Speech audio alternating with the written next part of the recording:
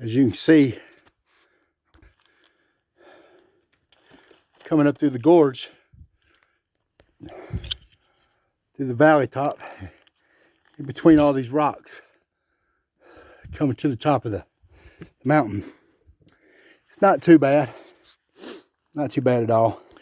So let's finish a little video here. And beautiful, beautiful rock formations. I mean, if you come up in between the valley, coming up here, it's not bad at all. It's not that hard of a walk. The rocks are solid, pretty solid. I mean, there's some loose ones here and there, but nothing that I've slipped or anything on yet.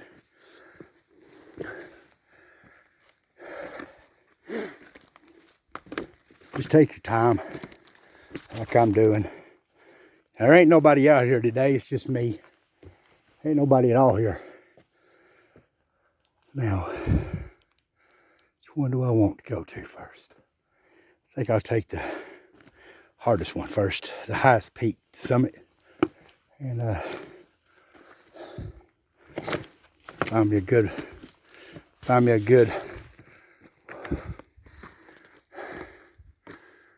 don't know. I'm gonna go right here. I'm gonna choose this way. Looks like a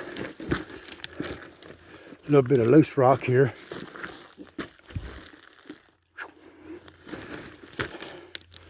But still solid enough. I feel safe. I didn't bring my staff. I got to buy me a new staff, folks. I don't have one. I guess at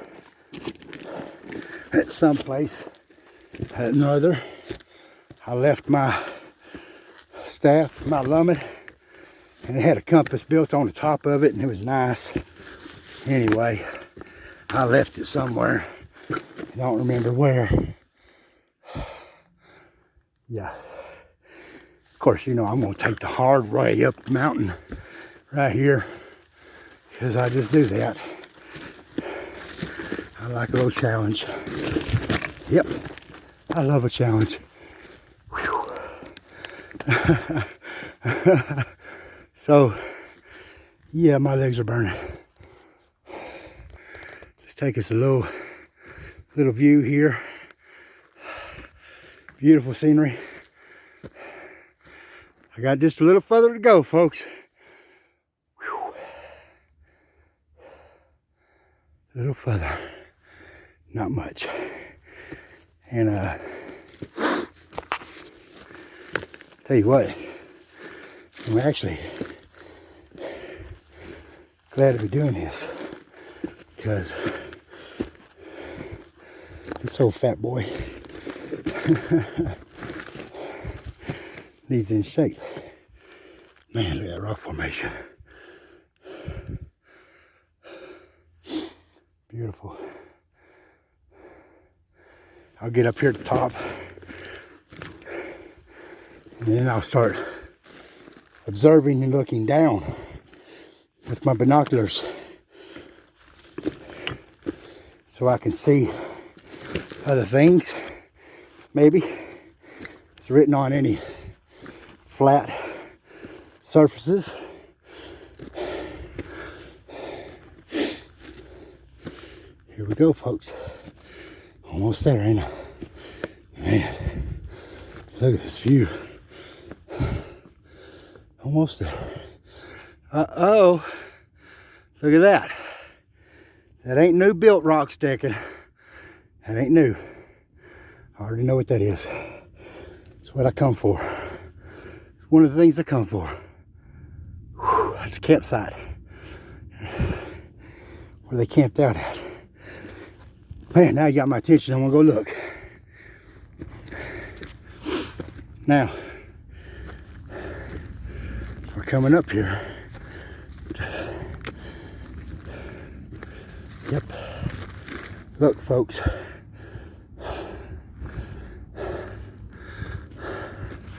Look at this.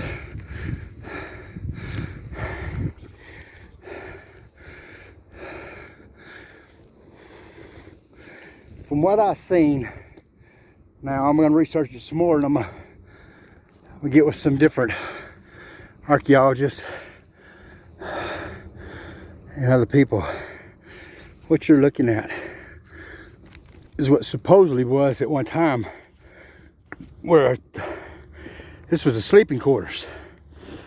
They put a tent over it, a tent for a dwelling place. This helped keep the animals out too. Now, I don't know 100% on everything, but I do know how the ancient Semitic people are. And it's the reasons why they do things. So, let me give y'all, this thing's probably 16 feet long. Say 14, 16 to the outside maybe. And I'm gonna see at least, let me climb in here. Let me get in here. Let me get my little Shemitic butt in here. There we go. So from the base of it, down where my feet is, and this thing comes up to about right here on my waist, above my pants line. My pants line's here, it comes to here. So we're looking at least a good 3.5 feet tall, 3.5 feet deep. And it's at least 8 or 9 feet wide on the perimeter on the inside. Probably a good 10 on the outside. See, that's about an 8-foot 2x4.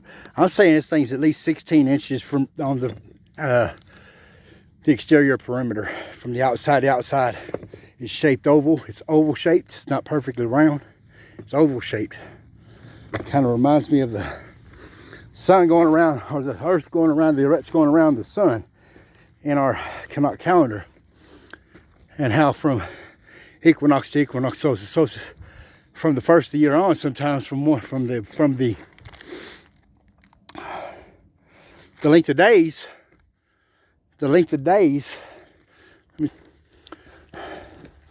so if the length of days would be, if the sun was not directly in the center, but over here just a little bit, it would make this side longer going around than this side.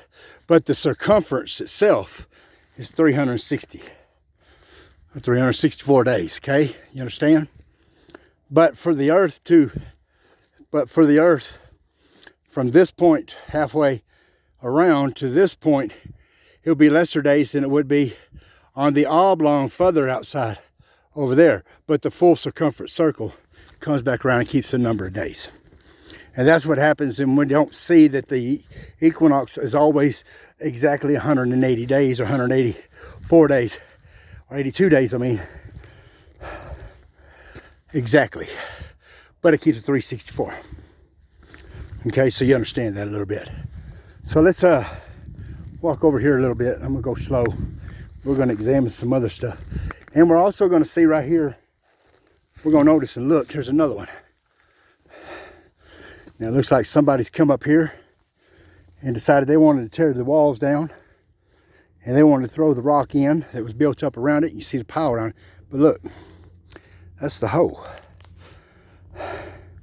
All these rocks were stacked up around it, just like it was for that one. And there's another one right here. That's the third one I found right now. This is 3, folks. This is 3 of them.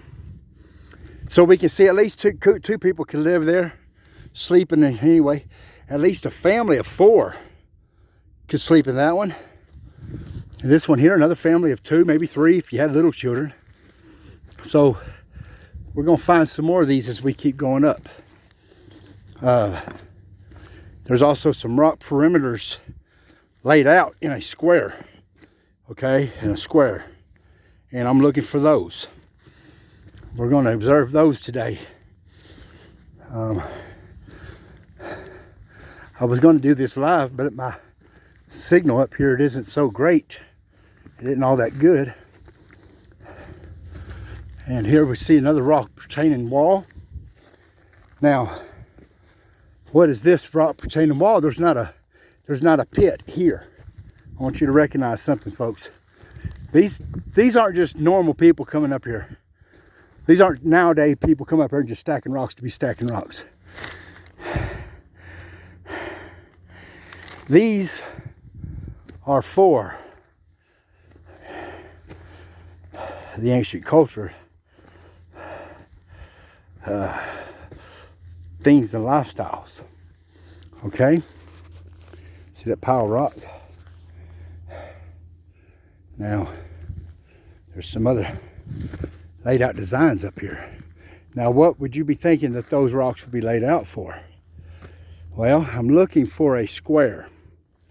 And that would be like a tabernacle. And there's one supposed to be up here. See,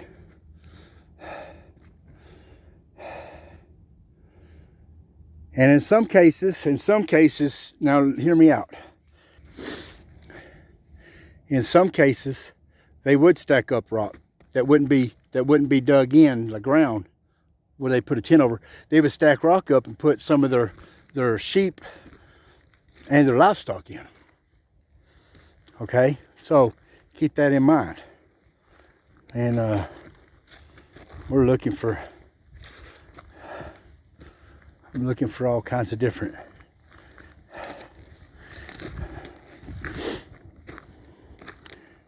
and I've got a keen eye. You know, having listen to me. Having a keen eye doing the picture aloof bit, you know what that does?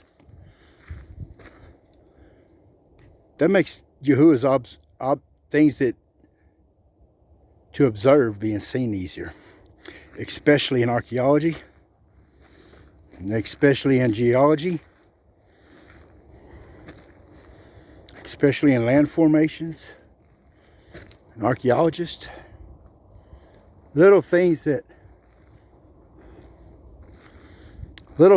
most people wouldn't recognize. Think of it as a geometrical. Now I should have, but I didn't, because I'm gonna come back here again. I'm gonna do some more research. I'm gonna talk to some scholars, some geologists, some people, some others that are a lot smarter than what most of everybody on the average is, and even me, to add to help me understand what this is. So I'm gonna bring my 100-foot measuring tape next time I come, and I'm gonna bring someone with me. And so when I do, we're gonna start measuring. We're gonna start laying some things out. We're gonna take some of our own observations, and we're gonna start taking more pictures and video discussions.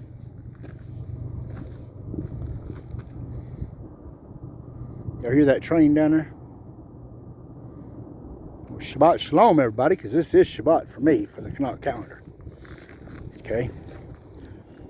And this is why I'm doing Shabbat today.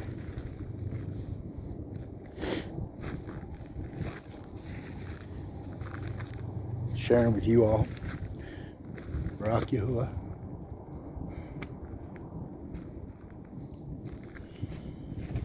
It's just me and Yahuwah, and whenever I share these videos to you. Okay, I want y'all to see this now. I want you to see this. There we go. See, there's these rock formations right here. And then it's dug out again in the middle.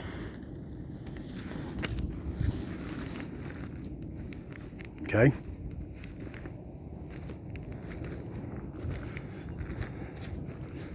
We ain't to the peak yet. But as you can see, that's been dug out. That ain't just, now water has come down through here, but that ain't all just water erosion. That's like those back there. That's number 4, folks. It's number 4.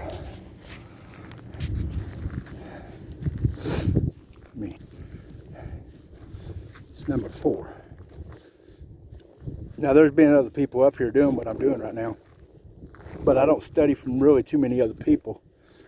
average. I mean, I've watched a bunch of videos in my life over this. But they just see the bare minimum.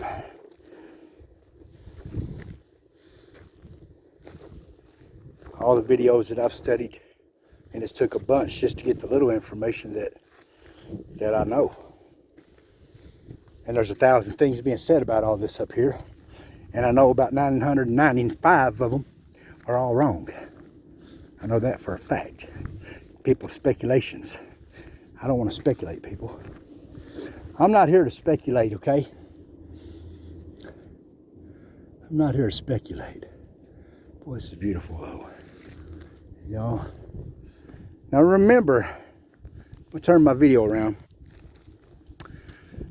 Now, y'all remember when I come in, okay, I came up down through here, okay? I came up right over there.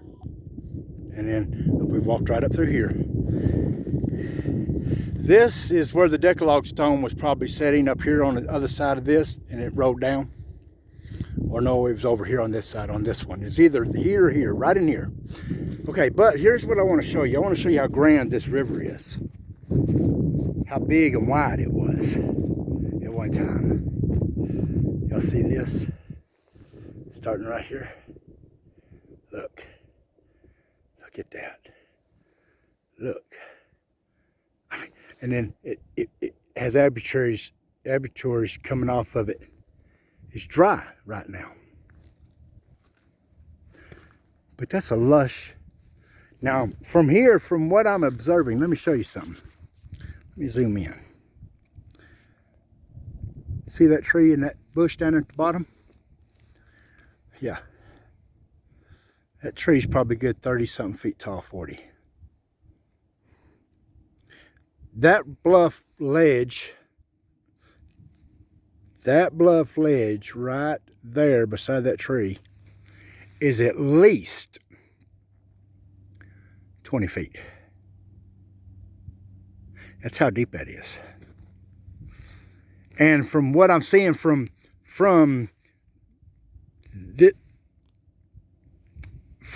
this side to this side, that's 150 feet wide. And I'm way up here on the mountain looking down. And it's even wider down there. And it's staying about the same consistency of how deep it is. 15, 20 feet. So we're going to walk down through here again. And we're going to look at some more of these rock formations where they laid out things. You know, Yahuwah gives us natural provisions, right?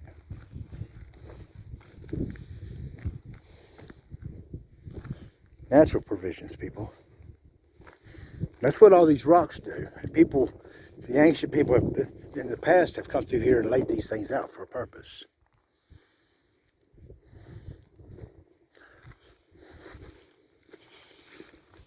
Remember, that was number 4 a while ago. Here's number 5.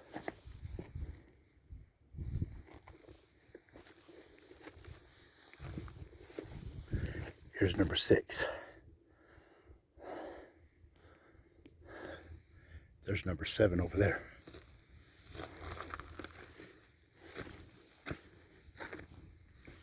Right there's 7. Right there's 8. There may be a couple more along through there. I'll come back in a minute. What I want to do is I want to walk the edge perimeter side and then work my way back in also. Because what I'm looking for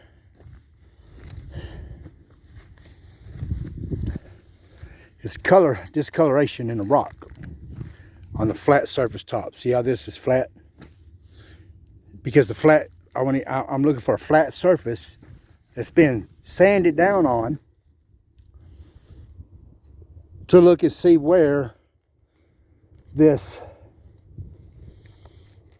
sundial was used that people were talking about. Now,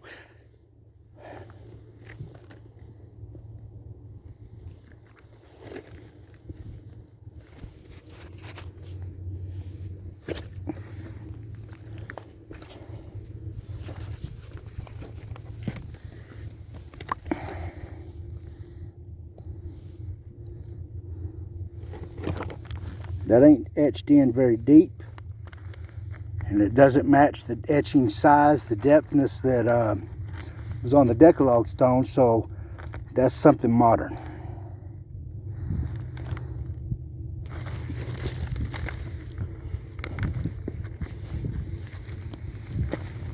But it has color discoloration on the surface of that rock compared to what the top of the rest of these rocks look like, how dark they are.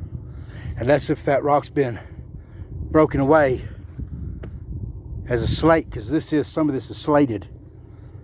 But if you look at the angle of the rock, folks, look. If you look at the angle of this rock, the angle is going to teach me and show me a lot. Is it a slate rock? Like these over here, see, those are slated. And these are, but some of these aren't out here, because this rock's been raised up, lifted up from volcano action. Okay? Keep this in mind. A lot of observing today. Rocky Hua.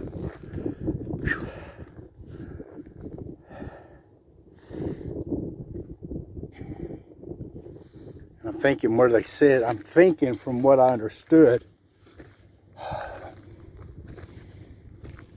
the sundial that they were talking about, it would have been placed. See, this is east. That's east over here. Okay. So that would be west over here. That would be west over here. Sun's going west. This would make this north. See those mountains right up there? Let me zoom in here. Got some snow on the top. See those mountains with the snow? That gives me a direction to north. I mean, I do have a compass on my phone and all, and it's pretty accurate and everything. Really accurate.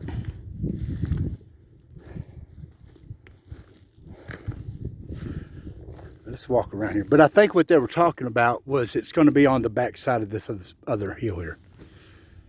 This laid out up here. Very, very neat, very nice. So I'm gonna cut this off for now, just to show y'all. I wanted y'all to see some of the stuff here. Shabbat Shalom.